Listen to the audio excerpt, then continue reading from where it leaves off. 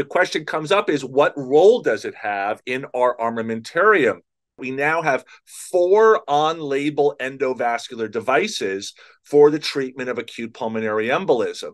We have the ECOS ultrasound accelerated thrombolysis system, which is really just a end-hole catheter with no mechanical properties. We have the FlowTriever and Indigo aspiration systems. And now this novel entrant, the Bashir mechanical thrombolysis catheter.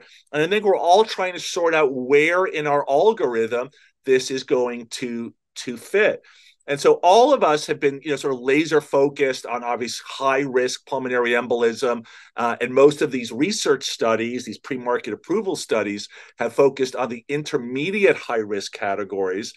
Many of us have taken a particular interest in the so-called rapid triage and rapid stabilization or rapid treatment of their intermediate high risk, but we're clearly looking to the future.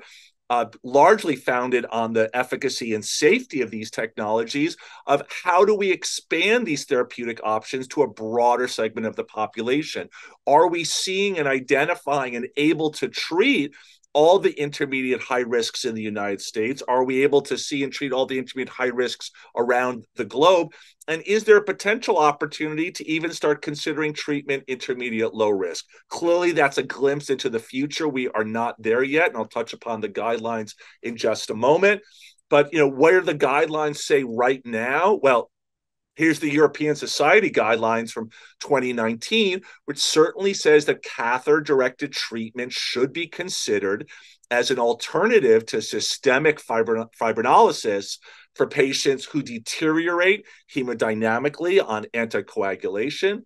Here's another recommendation where obviously there's a level 1 recommendation for systemic fibrinolysis for patients who are in shock, but percutaneous catheter-directed treatment can be considered again for patients who hemodynamically deteriorate, who are on anticoagulation treatment. And then in the most recent update from the European group, you see that catheter-directed treatment, that doesn't mean catheter-directed lysis, means catheter-directed treatment, should be considered for anybody who is deemed a poor candidate for systemic thrombolysis, and anybody who deteriorates while on a therapeutic dose of anticoagulation. And probably most importantly, this guideline recommends that you need to treat the patient within 2 to 4 hours after you've made the determination that the patient has deteriorated. I can tell you anecdotally, I cover a large healthcare delivery system in the New York metropolitan area. I'm covering 8 hospitals that can be as long as 25 miles apart. And sometimes thinking about transferring a patient to a tertiary or quaternary care system might be much longer than 2 to 4 hours. And so it might be that we don't have the local expertise or the local technology at the community level. And it really does beg the question, is there an opportunity to so-called bridge the gap here?